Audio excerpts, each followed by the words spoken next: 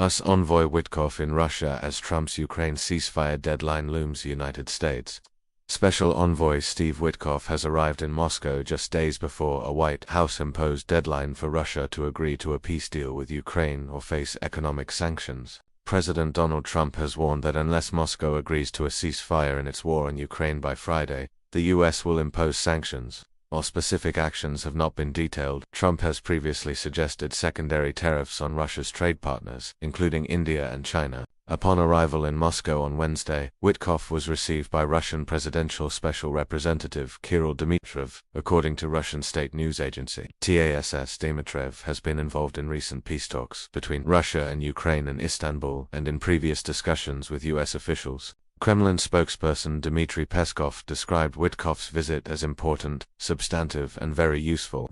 However, the Kremlin has not confirmed whether Witkoff will meet with Russian President Vladimir Putin during his stay.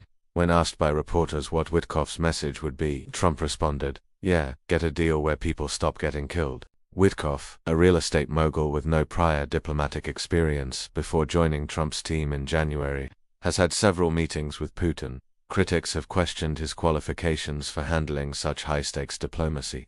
3 earlier rounds of peace talks in Istanbul failed to produce a ceasefire agreement. While Putin has said he wants peace, his conditions, including Ukraine ceding more territory and renouncing NATO ambitions, remain unchanged. On the other hand, Ukrainian President Volodymyr Zelensky has demanded an immediate ceasefire and recently urged Western allies to push for regime change in Moscow.